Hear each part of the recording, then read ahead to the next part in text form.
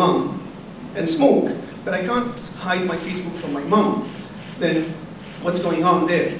How do I retain that right? So think about the rights of the ordinary users. Think about the rights that go beyond, think about them in ways that go beyond privacy. Government is going to see this, what's going on. This is about who I am. This is about my identity. This is about how I express myself. This is about how I communicate with the world. And that is a place in which I don't think your profit conflicts with the rights of your users, and I don't think your government really cares that much. You can do a better job at it. As for the activists, we'll always find a way. Thank you. Almost every day, we see new examples of the power of connective technologies, the transformative power and the disruptive power. Entire industries have been upended, starting with the old media. In a single decade, new technologies have decimated traditional newsrooms and killed their business model. Now we are supporting women journalists who want to launch startups and who want to be entrepreneurs in new media. If this audience contains any woman journalist who wants to launch a startup, please get in touch with us.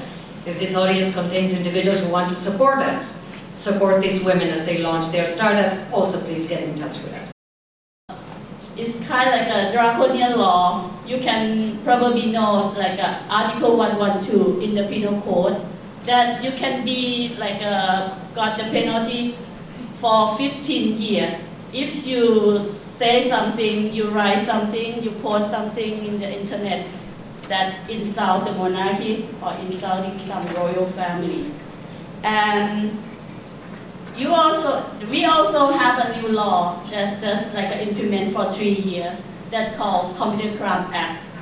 And this law already work together with the draconian law. Once when the offense of the insult to the monarchy already been considered endanger to the national security. I did, however, convince Mike Posner that he could take off his tie and his head would not fall off. This being San Francisco, so he seems to have done that. I want to start by thanking Brett and his team for putting this together, especially for doing it on the West Coast, so all the people from the West Coast are not up at the equivalent of 6 a.m. trying to be nice to people on the East Coast. And to tell you that I'm going to try to move through my remarks here fairly quickly, because I am the person who stands between you and caffeine. I wanted to start with a couple of caveats. I don't think that I'm probably the best person to be the opening company speaker at the, quote, Silicon Valley Human Rights Conference. Why is that? To begin with, I'm not a Silicon Valley guy. I'm kind of a hack from Washington, been involved in politics and government a long time. And in fact, the international covenants were written. But actually, perhaps it's better to say that I'm a grandchild of the human rights movement. I never knew my grandparents. I never got to hear their voices. I never got to hear their stories. They were killed, they were murdered in World War II in the concentration camps of Nazi Germany. And the fact that they weren't able to be a part of my life, and I wasn't able to know them, helped me appreciate this idea of voice. And it really did shape a lot of my professional career and the work that I did. I actually know Mike Posner for more than 30 years, and the work that I first did when I worked with him at the Lawyers Committee, what was then called the Lawyers Committee for Human Rights, trying to give people a voice who were working on human rights issues around the world. And I want to mention a few of them. Again, they're probably names that you don't know, but they're names that were very important to me in the development of my views and my career around how we give people how we advance human rights and how we give people a voice.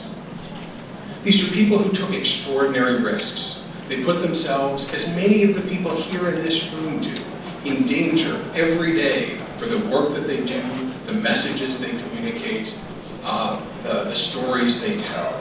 One of them was named Ida Ford.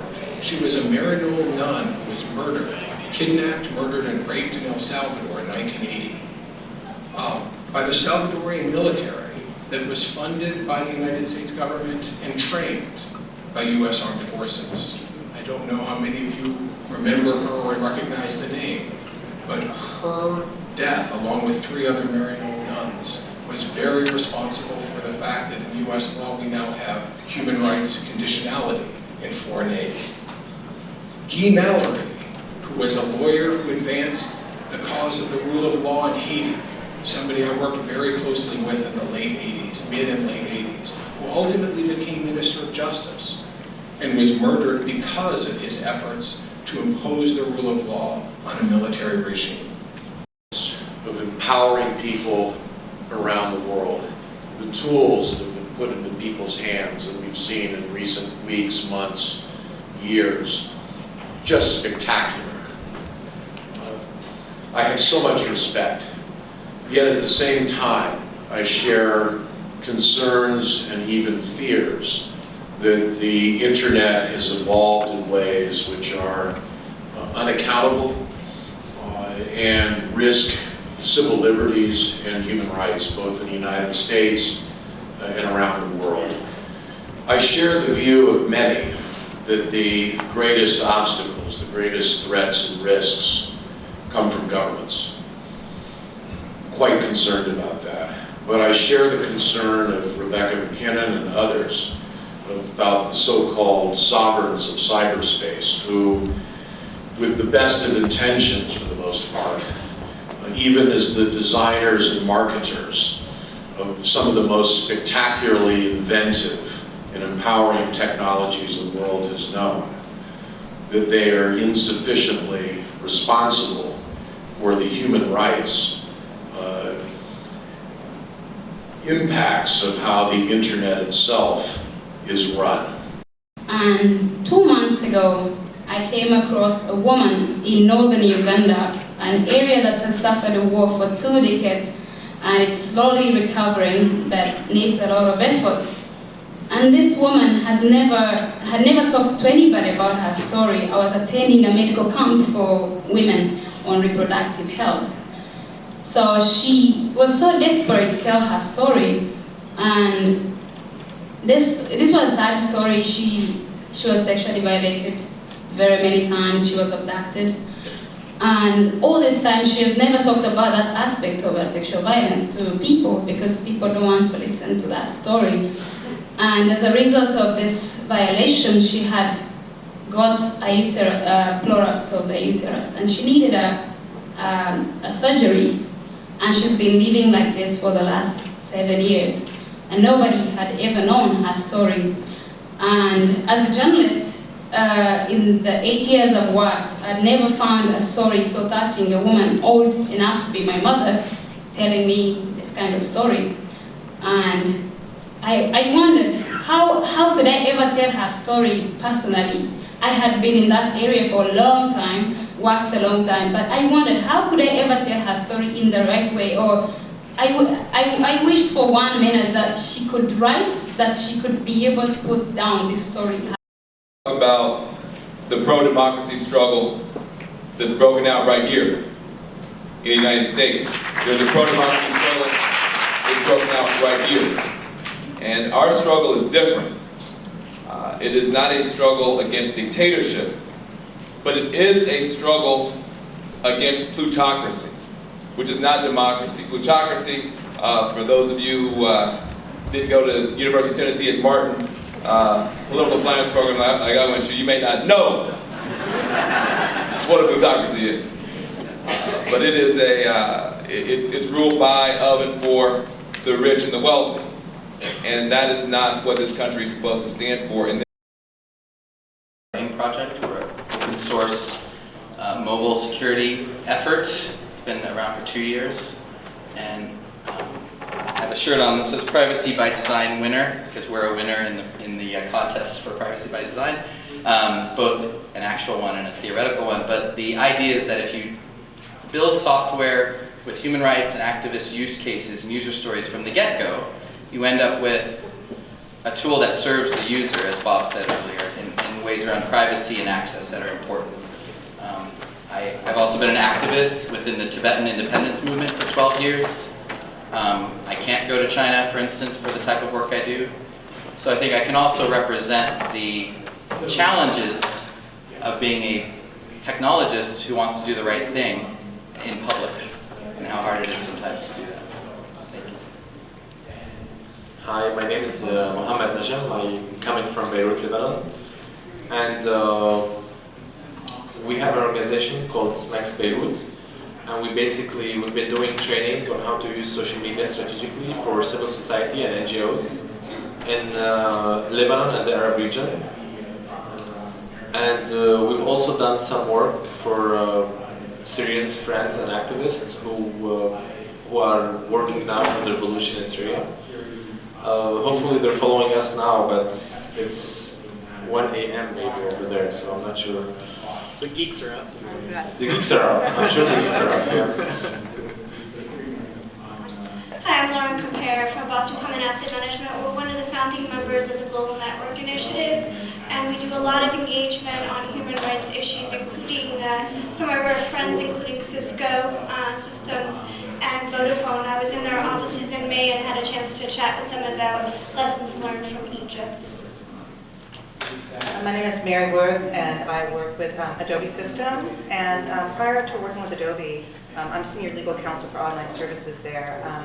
I was a First Amendment lawyer at first, and then in 2000 went to Yahoo to help them oversee their international litigation and law enforcement response work. So worked on cases where we were the hero, where we were sued in France over First Amendment protected content here in the U.S., based here on U.S.-based websites, but that were legal in France. And also where we were the villain, where we had content posted on servers in China that we were compelled to turn over to the Beijing Public Security Bureau that involved, that ended up with dissidents being imprisoned. And so would love to share some lessons learned and guidance about incorporating privacy by design and things that companies can do to ensure that their web services better protect human rights. So, first of all, I think it's an exciting time to be alive. When I was in high school, I helped run a BBS here in Silicon Valley, and it was really hard to get information around the world. Today, we can get that information passed around with our iPhones or iPads and our Android phones really pretty easily in most places. When I visited China, I carried 3 terabytes of hard drives for my video camera, and nobody ever stopped me. Nobody ever asked to look at them or asked to hook them up to a computer and search them. Right? So even in the closed society, it was fairly porous, and it was fairly high bandwidth where I could carry 3 terabytes of hard drives, which could have had a lot of information back and forth through the borders. I'm pretty excited about that. And now that we have systems like Facebook and Google and Twitter, and we have cloud computing, which lets us all build systems, this is an exciting time to be alive, but it does have a cautionary tale for us. We don't own these servers anymore. I don't own my presence on Google+. I've had people yell at me at conferences, why are you putting your blog on Google+? Why aren't you putting it on your own server the way it used to be, when I ran a blog on WordPress? The organization is working to support NGOs and digital activism in Arab world to try to make some change in our community and to how to face the problem which government try to attack NGOs and activists. I started writing databases for human rights groups 20 years ago, and in those days we were really psyched to have a pirated copy of Fox Pro. It's really exciting to be at a conference like this today and see so much excitement around technology and human rights. I hope that as we move forward, we talk about technology and human rights, we start maybe even making plans to build it, we examine stuff that's already been built.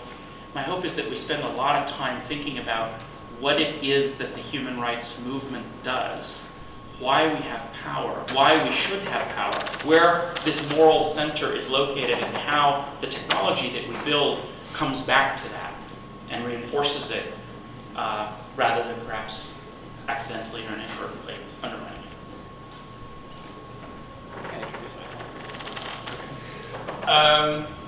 Telecomics is an ad hoc cluster of internauts, hacktivists, hackers, programmers, network administrators, politicians, graduate students, university professors, who believe in facilitating free communication. That in the last year has largely taken the form of being what has been called tech support for the Arab Spring. We've done everything from provide Tor and VPN and other forms of encryption to activists on the ground, help them publish videos, news stories with interviews with Western media, to running dial-up modem lines for Egypt after the fiber optic cable and internet and SMS and other forms of communication. Hey, I'm Bram Cohen. I'm the author of BitTorrent, and I guess somewhat relevant to this. A little known fact, I actually came up with the overall architecture for Tor protocol that was sketched on the back of the napkin. I'm going to talk about North Korea. This is in a completely different part of the world, and it's probably at the other end of the spectrum. The North Korean government has created a ruthlessly effective system of political control. It denies even the most basic human rights to its people. And specifically with regards to information, it's put massive efforts, perhaps more than any other authoritarian regime in history, into maintaining a complete monopoly as the single source of information and ideas to the North Korean people. And so the North Korean government has been incredibly effective at ruling out any challenge to its system. And one sign of this is that there's no known human rights defenders or dissidents inside the country. So there's no North Korean Aung San Suu Kyi's or Liu Xiaobo's. But it's also a place of surprising ingenuity. Internet startups abound because the internet is really the only safe way for most Gazans to connect to the outside world. Gaza has been under siege since half a decade. Over the past year, we've all seen and been amazed at the role that communications technologies have played in helping to change the political landscape across the Middle East and Northern Africa. At the same time, none of us, I don't think, is here to declare victory. We all appreciate the great potential that mobile and internet communications hold for improving life around the world. Better education, better access to medical care, improved opportunities for commerce, and better human rights. At the same time, we understand that these same technologies can present serious human rights challenges.